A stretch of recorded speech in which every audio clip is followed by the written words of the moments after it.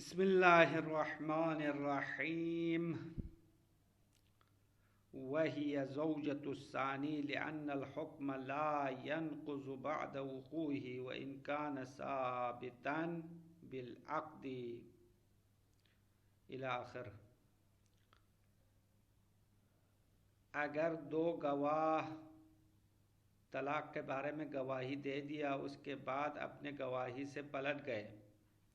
تو یہ عورت کسی اور شوہر سے شادی بھی کر لی ہے، تو یہ عورت کس کی زوجہ شمار ہوتی ہے؟ گفتگو یہ تھی، کل سے گفتگو شروع ہو گئی ہے.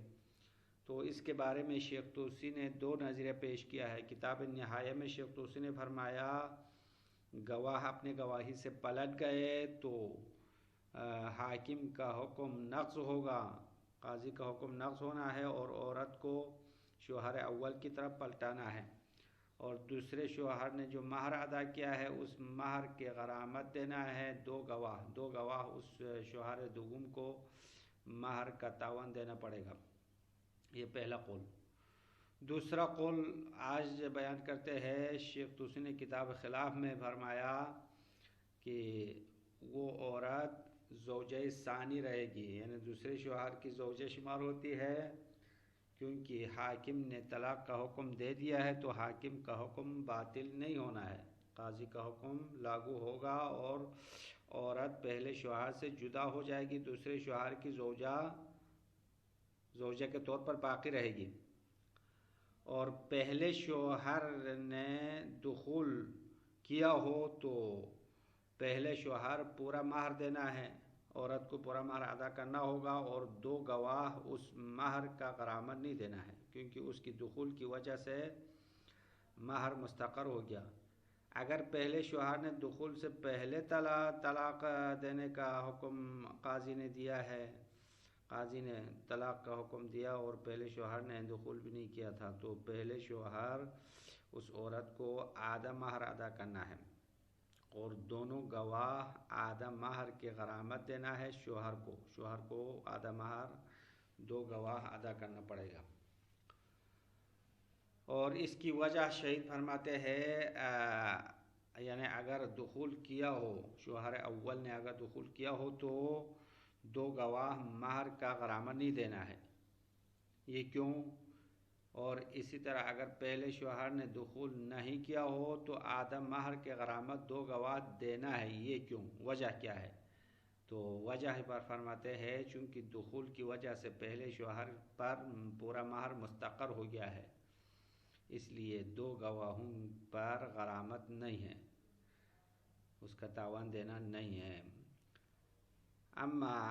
دخول سے پہلے ہو تو اس صورت میں آدھا مہر شوہر اول عورت کو دینا ہے اور دو گواہ اس آدھا مہر کے غرامت شوہر کو ادا کرنا ہے، شوہر کو دینا پڑے گا. یہ کیوں؟ اس کی وجہ یہ ہے چونکہ آدھا مہر اگرچہ نکاح کی وجہ سے ثابت ہوا ہے لیکن یہ ساقط ہونے کے معرض میں ہے، یعنی ممکن تھا یہ آدھا مہر بھی ختم ہوتا، احتمال تھا کہ یہ عورت مرتد ہو جاتی، دین سے نکل جاتی تو آدھا مہر بھی ساقط ہو جاتا تھا، یا نکاح فسخ ہونے کی عیوب میں سے کوئی نکل آئے تو اس صورت میں بھی آدھا مہر شوہر اول سے ساقط ہونے کا احتمال تھا. اما ان کی گواہی کی وجہ سے وہ آدھا مہر شوہر اول پر مستقر ہو گیا ہے، اس وجہ سے دو گواہ شوہر اول کو آدھا مہر کی غرامت دینا پڑے گا. یہ آدھا مہر غرامت دینے کی وجہ اور دلیل ہے. پھر شہید ثانی فرماتے ہیں ہماری نظر میں دوسرا قول اقویٰ ہے. دوسرا قول یعنی یہ عورت طلاق شدہ شمار کر کے زوجہ ثانی رہے گی، یہ قول اقویٰ ہے اور مصنف نے کتاب دروس میں بھی اسی قول کی تائید کی ہے اور اس کے بارے میں قطعی فتویٰ دیا. اما یہاں کتاب لمعہ میں دو قول کے طور پر نقل کیا، شیخ طوسی کا دو قول نقل کیا، تو دو قول کے طور پر نقل کرنا خود مصنف کی توقف پر دلالت کرتا ہے، یعنی خود مصنف نے کتاب لمعہ میں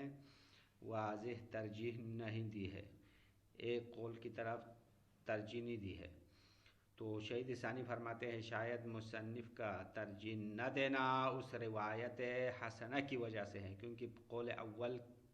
کی دلیل روایت حسنہ موجود تھی، اس روایت حسنہ کو دیکھتے ہوئے شاید مصنف نے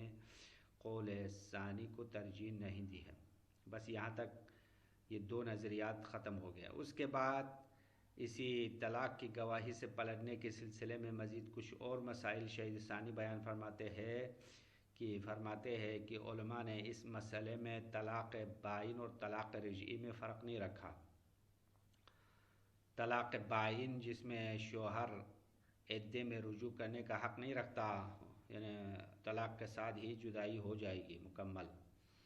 اما طلاق رجعی میں جب تک عدہ موجود ہو شوہر رجوع کر کے دوبارہ اس کو اپنا زوجہ بنا سکتا ہے، دوبارہ نکاح پڑھنے کی ضرورت نہیں ہے، اس کو طلاق رجعی کہلاتے ہیں۔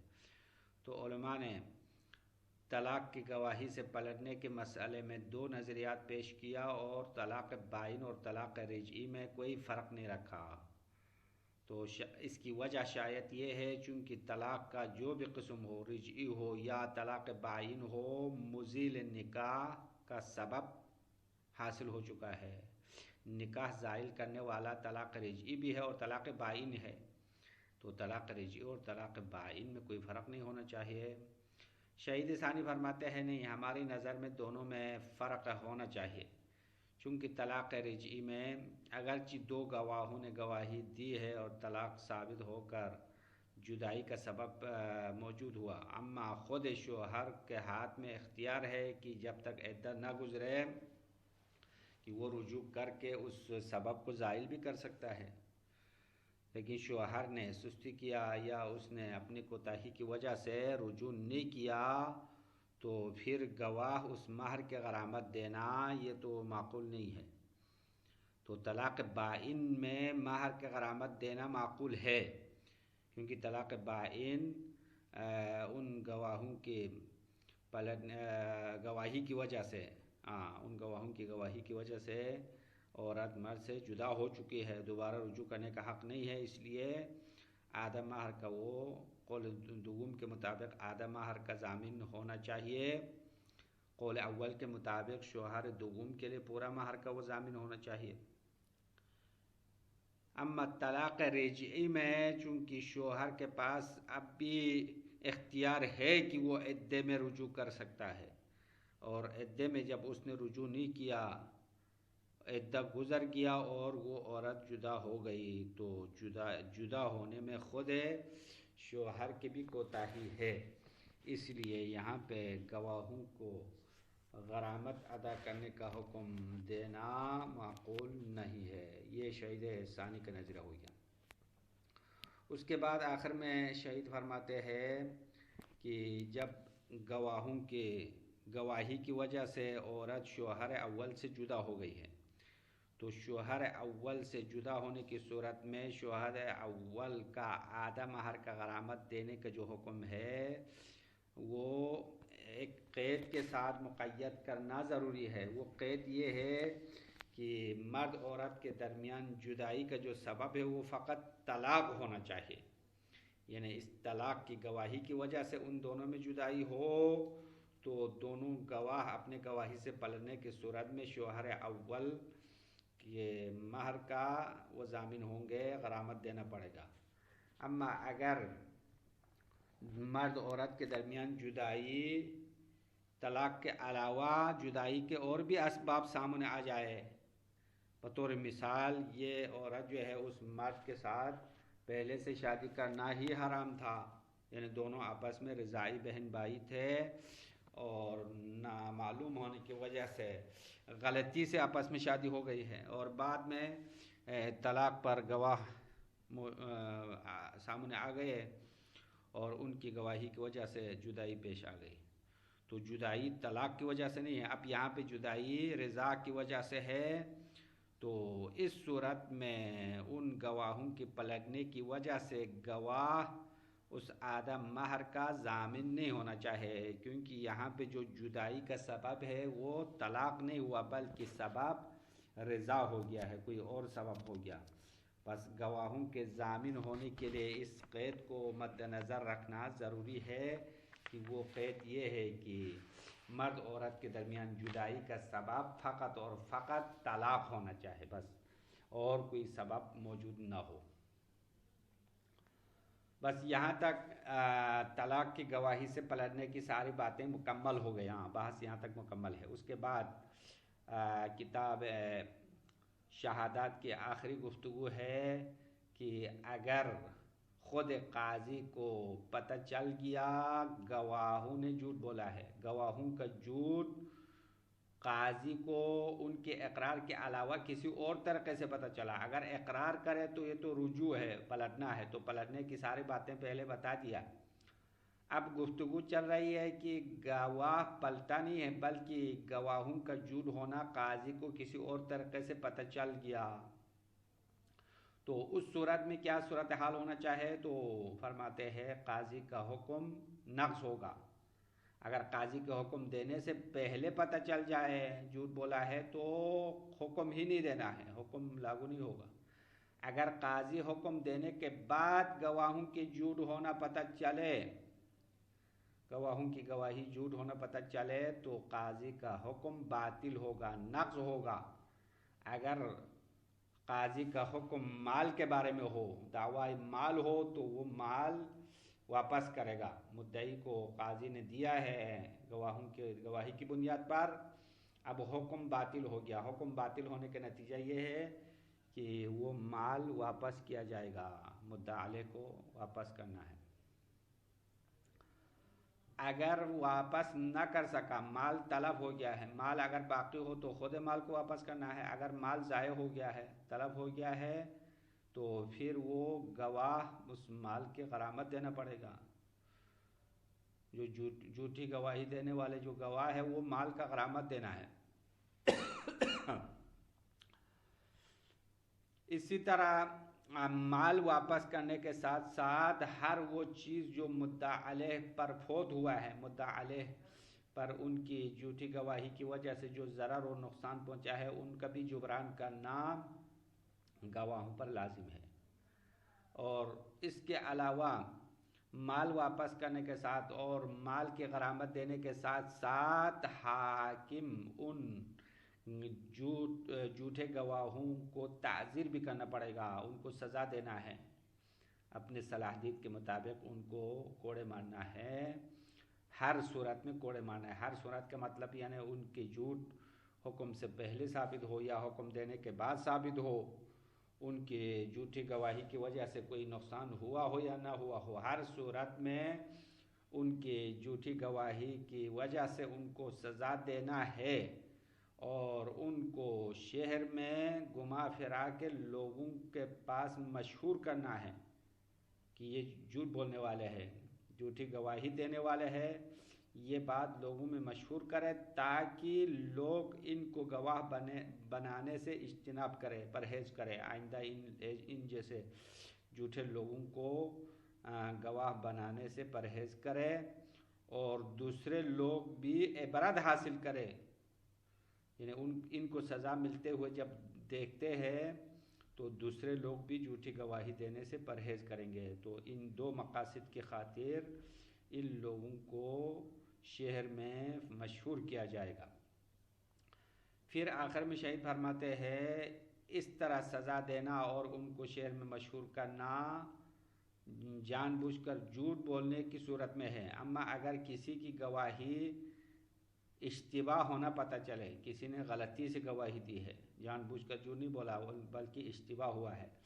یا ان کی گواہی تعارض کی وجہ سے رد ہو چکی ہے، مثلا دو بینہ ان کے خلاف پیش ہوا ہے اس لیے پہلے بینہ کی گواہی رد ہو گئی، یا گواہوں کی گواہی فسق کی وجہ سے یا تہمت کی وجہ سے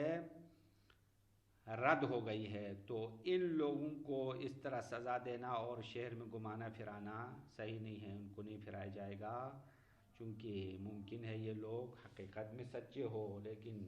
کسی وجہ سے ان کی گواہی کو رد کی گئی ہے۔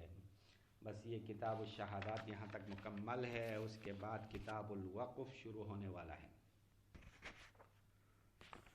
فرماتے ہیں وہی زوجۃ الثانی، ہاں یہ شیخ توسی کا دوسرا قول ہے، ہاں یہاں سے شروع ہوا تھا. وقال فی الخلاف ان کان بعد الدخول فلا غرمہ. شیخ توسی نے کتاب خلاف میں فرمایا ہے کہ اگر گواہوں کا پلٹنا شوہر اول کے دخول کے بعد ہو تو فلا غرمہ للاول، وہ پلٹنے والا جو گواہ ہے وہ پہلے شوہر کو کوئی غرامت نہیں دینا ہے. وہی زوجۃ الثانی، اور یہ عورت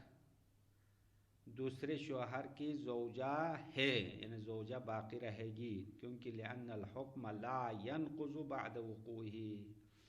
کیونکہ قاضی کا حکم واقع ہونے کے بعد نقض نہیں ہونا ہے، حکم باطل نہیں ہوگا. وَإِن كَانَ قَبْلَ الدُّخُولِ، یعنی وَإِن كَانَ الرُّجُوعُ، کان کے ضمیر رجوع کی طرف، اگر گواہوں کا پلٹنا شوہر اول کے دخول سے پہلے ہو تو غرما للأول نصف المہر الذي غرمہ، تو یہ دو گواہ پہلے شوہر کا آدھا مہر کے غرامت دینا ہے، اس کا تاوان دینا ہے. الذي غرمہ، وہ آدھا مہر جو پہلے شوہر نے غرامت دی ہے، یعنی پہلے شوہر نے عورت کو آدھا مہر دیا ہے نکاح کی وجہ سے، اور اب انہوں نے گواہی دیا تو آپس میں جدائی ہو گئی، تو اس آدھا مہر کے غرامت دو گواہ دینا پڑے گا. کیونکہ لأنہ وإن کان ثابتا بالعقد، آدھا مہر کے غرامت کیوں دینا ہے، اس کی وجہ و دلیل یہ ہے کیونکہ آدھا مہر اگرچہ عقد کے ساتھ، نکاح کے ساتھ ثابت ہوتا ہے، کا ثبوت الجمیع بالدخول، جس طرح پورا مہر دخول کی وجہ سے ثابت ہوتا ہے، اسی طرح آدھا مہر نکاح کی وجہ سے ثابت ہوتا ہے. الا انہ کان معرضا للسقوط بردتها او الفسخ لعیبین، مگر یہ آدھا مہر بھی ساقط ہونے کے مقام میں ہے، معرض سقوط میں ہے، ساقط ہونا احتمال ہے. کیوں ساقط کیسے ہو سکتا ہے؟ بردتها، عورت کے مرتد ہونے کی وجہ سے. اگر خدا نخواستہ یہ عورت مرتد ہو جائے، دین سے نکل جائے، تو نکاح فسخ ہوگا، آدھا مہر بھی ساقط ہو سکتا ہے. او الفسخ لعیبین، یا عیوب کی وجہ سے نکاح فسخ ہو کر آدھا مہر بھی ساقط ہونے کے معرض اور مقام میں ہے، اور یہاں پہ تو دو گواہوں کی گواہی کی وجہ سے وہ آدھا مہر مستقر ہو گیا ہے، اسی لیے یہ دو گواہ غرامت دینا پڑے گا. بخلافہ بعد الدخول، اس مہر کے خلاف جو دخول کے بعد ثابت ہوا ہے، اس کا تو وہ گواہ ضامن نہیں ہے. کیوں؟ لاستقرارہ مطلقاً، کیونکہ وہ مہر مطلقاً مستقر ہو گیا. مطلقاً سے مراد یعنی عیب کی وجہ سے نکاح فسخ ہو یا نہ ہو، مرتد ہونے کی وجہ سے نکاح فسخ ہو یا نہ ہو، ہر صورت میں دخول کی وجہ سے مہر مستقر ہو گیا ہے. اس وجہ سے دخول کے بعد پورا مہر جو شوہر نے ادا کیا ہے اس کا ضامن نہیں ہے، گواہ ضامن نہیں ہے. وَهَذَا هُوَ الْأَقْوَى، اور یہی قول اقوا ہے، مضبوط قول یہی ہے. وَبِهِ قَطَعَ فِي الدُّرُوس، اور اس قول کے بارے میں مصنف نے کتاب دروس میں قطعی یقینی فتویٰ دیا. وَنَقْلُهُ هُنَا قَوْلًا كَالْآخَرِ يَدُلُّ عَلَى تَرَدُّدِهِ فِيهِ.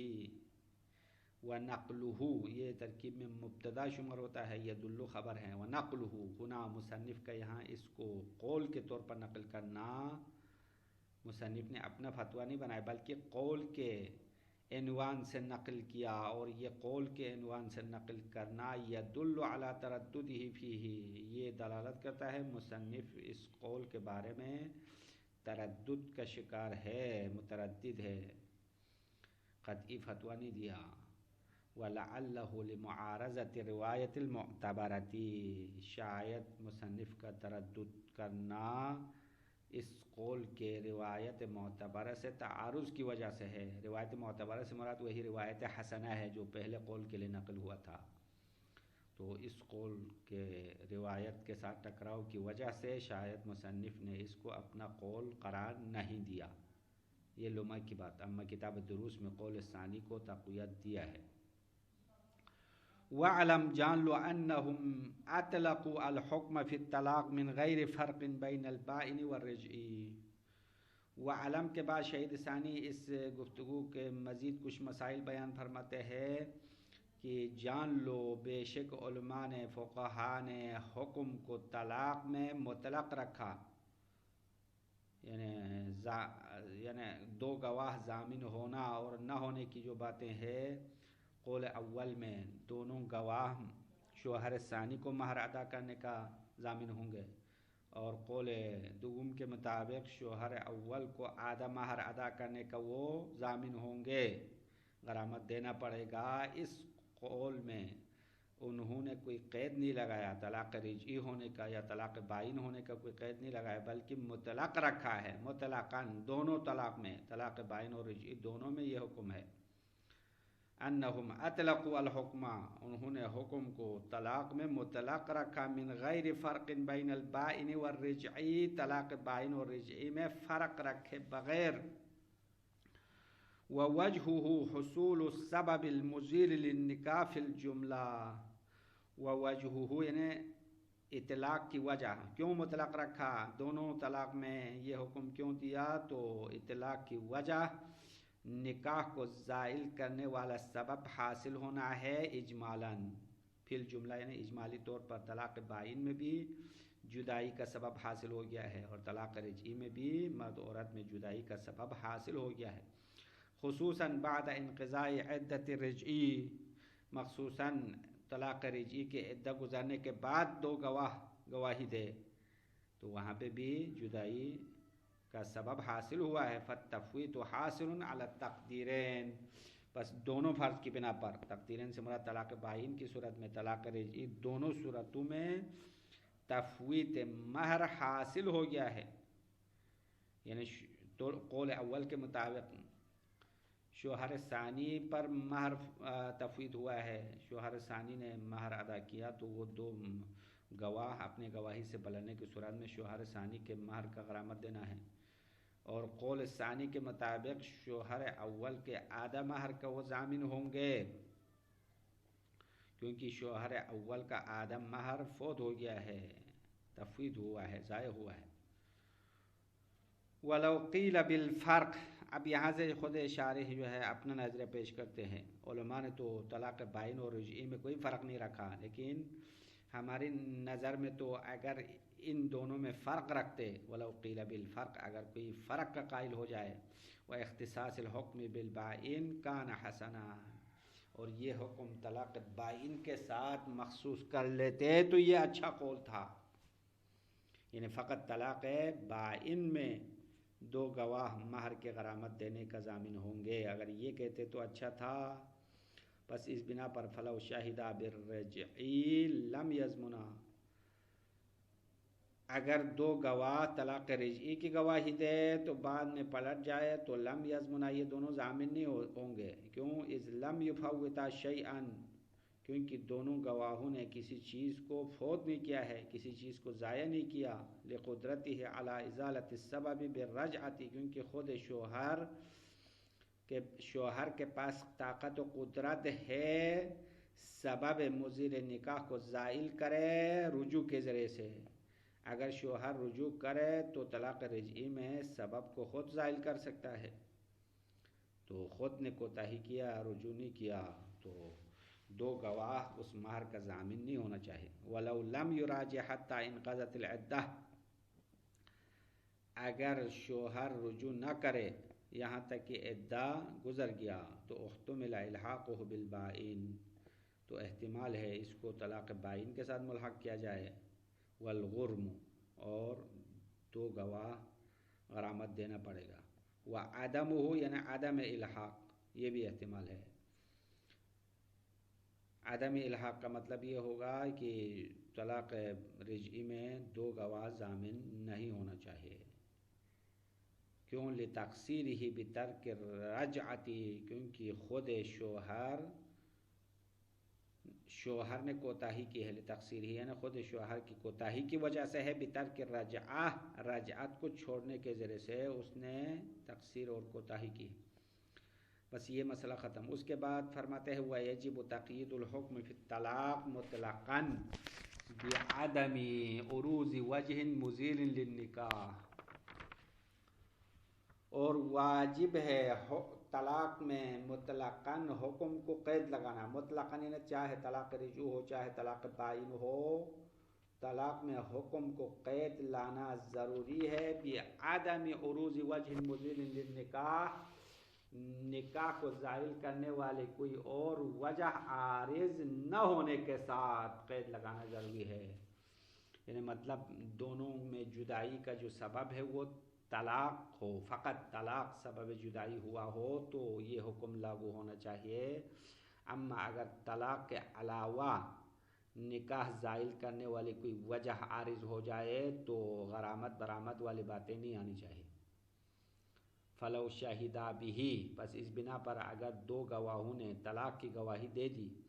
ففرقا، پس دونوں میں جدائی ہو گئی، ورجعا، اور دو گواہ اپنے گواہی سے پلٹ گئے،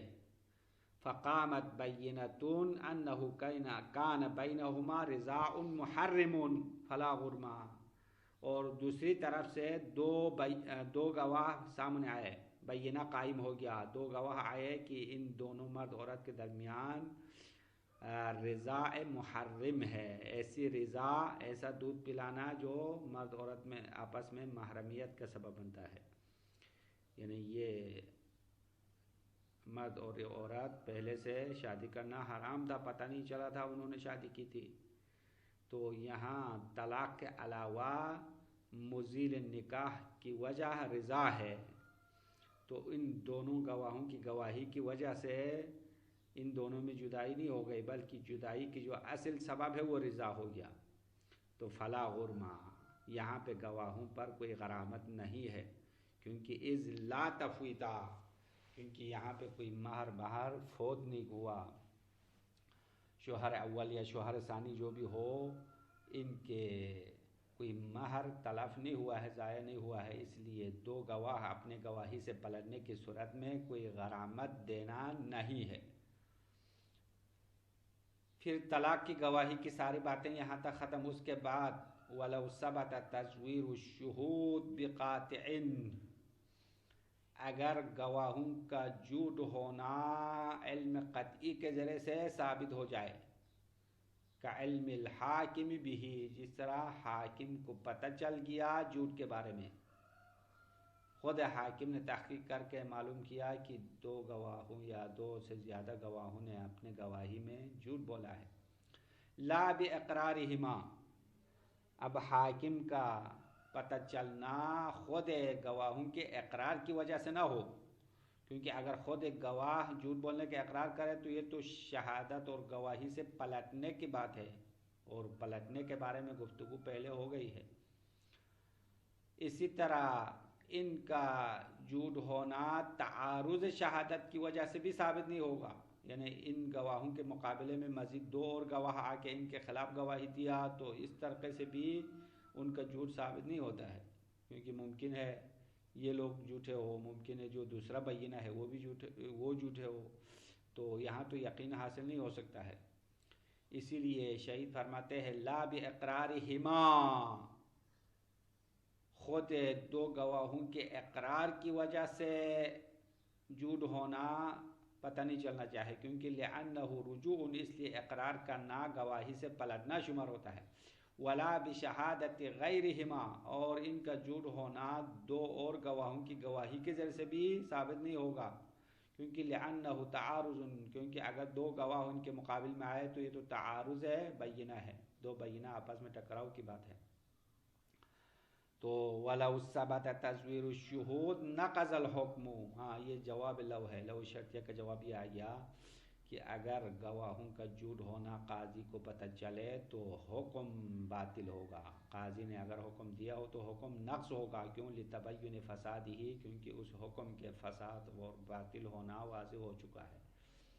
وَاسْتُعِيدَ الْمَالُ إِنْ كَانَ الْمَحْكُومُ بِهِ مَالًا،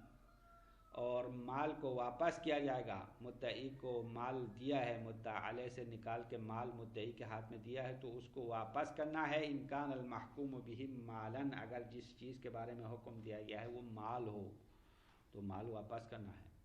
اما گزشتہ بحث میں رجوع شہادت میں فرق آیا تھا کہ وہاں پہ اگر حکم مال کے بارے میں ہو تو واپس نہیں کرنے کی بات کی تھی، لیکن یہاں تو رجوع کی بات نہیں ہے، ادھر تو گواہوں کا جھوٹ ہونا خود قاضی کو پتہ چلا ہے، تو ان دونوں مسئلے میں حکم مختلف ہے۔ فَإِن تَعَذَّرَ أَغْرَمُوا، اگر مال واپس کرنا معذور ہو، مال مدعی نے استعمال کیا، تلف ہو گیا، ضائع ہو گیا ہے، تو غرموا۔ فَإِن تَعَذَّرَ أَغْرَمُوا، اگر مال واپس کرنا ناممکن ہو تو اغرموا یعنی گواہ اس کی غرامت دینا ہے، جو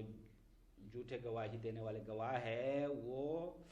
مدعا علیہ کو غرامت دینا پڑے گا، مدعا علیہ کا جتنا مال ضائع ہو گیا ہے وہ ان کو دینا ہوگا۔ وَقَضَا يَلْزِمُهُمْ كُلُّ مَا فَاتَ بِشَهَادَتِهِمْ، اسی طرح مال کے غرامت کے علاوہ گواہوں پر لازم ہے ہر اس چیز کو دینا جو ان کی گواہی کی وجہ سے فوت ہو گئی ہے،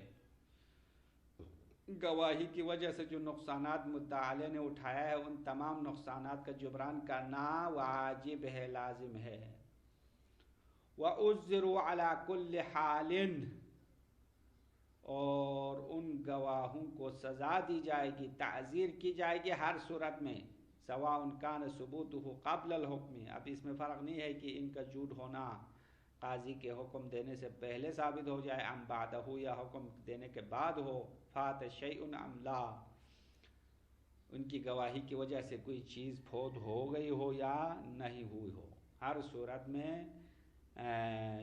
جھوٹ بولنے والوں کو سزا دینا ہے۔ وَشُهِّرُوا فِي بَلَدِهِمْ، اور ان گواہوں کو اپنے شہر میں مشہور کیا جائے گا، وَمَا حَوْلَهَا، اور اس شہر کے اطراف کے گاؤں میں، اطراف کے لوگوں کے درمیان ان کو مشہور کرنا ہے اور لوگوں کو بتانا ہے بھائی یہ فلان فلان فلان بندہ جھوٹے گواہی دینے والے ہیں، ان کو آئندہ گواہ مت بناؤ، لِيُجْتَنَبَ شَهَادَتُهُمْ، تاکہ ان کی گواہی سے پرہیز کیا جائے، ان کو مزید کوئی گواہ نہ بنائے، یا وہ محکمے میں اگر گواہی دے تو ان کی گواہی قبول نہ کیا جائے۔ وَيَرْتَدِعَ غَيْرُهُمْ، اور ان کو مشہور کرنے کی دوسری وجہ یہ ہے کہ تاکہ لوگ دوسرے لوگ اس کام سے پرہیز کریں، عبرت حاصل کرے۔ وَلَا كَذَلِكَ مَنْ تَبَيَّنَ غَلَطُهُ، وَلَا كَذَلِكَ یعنی ایسا نہیں ہے، تعزیر کرنا یا شعر میں مشہور کرنے کی بات نہیں ہے، من تبین غلطہ، اس گواہ کے بارے میں جو غلطی ہونا واضح ہو گیا، یعنی جو جان بوجھ کر جھوٹ بولنے والے گواہ نہیں ہے بلکہ انہوں نے اشتباہ کیا، غلطی کرنا واضح ہو گیا۔ او رد شہادتہ لمعارضۃ بینۃ اخری، یا وہ بندہ جس کی گواہی ایک اور بینہ سے ٹکراؤ کی وجہ سے رد ہو گئی ہے، تو ان لوگوں کو تعزیر کرنا اور ان کو شعر میں مشہور کرنا درست نہیں ہے۔ او ظہور فسق او تہمت، یا ان گواہوں کی گواہی رد ہو گئی ہے فاسق ہونا پتہ چلنے کی وجہ سے یا تہمت کی وجہ سے، تو تہمت کے موارد پہلے بتا دیا ہے، جلب منفعت، دفع ضرر، اپنے سے کوئی نقصان دور کرنے کے لیے یا اپنے کوئی فائدے کے لیے گواہی دینا، یہ تہمت ہے، تو تہمت کی بنیاد پر ان کی گواہی رد ہو گئی ہو تو ان کو سزا نہیں دینا ہے، کیوں؟ لِإِمْكَانِ كَوْنِهِ صَادِقًا فِي نَفْسِ الْأَمْرِ، کیونکہ ممکن ہے یہ لوگ حقیقت میں سچے ہو، ان کی گواہی ممکن ہے سچ ہو، لیکن ان کی فسق اور تہمت کی وجہ سے گواہی قبول نہیں کیا۔ فَلَمْ يَحْصُلْ مِنْهُ بِالشَّهَادَةِ أَمْرٌ زَائِدٌ، بس اس شاہد سے گواہی کی وجہ سے کوئی اضافی چیز حاصل نہیں ہو گئی ہے، اضافی سے مراد یعنی اصل واقعے کے بیان کرنے کے علاوہ کوئی اضافی انہوں نے کوئی غلطی نہیں کی ہے، اسی لیے ان پر سزا دینا اور ان کو شعر میں مشہور کرنا صحیح نہیں ہوگا۔ بس شعر میں مشہور کرنا اور تعزیر کرنا فقط ان گواہوں کے لیے ہے جنہوں نے جان بوجھ کر جھوٹ بولا ہے اور قاضی کو خود پتہ چلا ہے ان کے جھوٹ ہونے کے بارے میں۔ وصلی اللہ علی محمد وآلہ الطاہرین، کتاب الشہادات آخر تک پہنچ چکی ہے، انشاءاللہ کتاب الوقف اگلے درس میں شروع کرنا ہے۔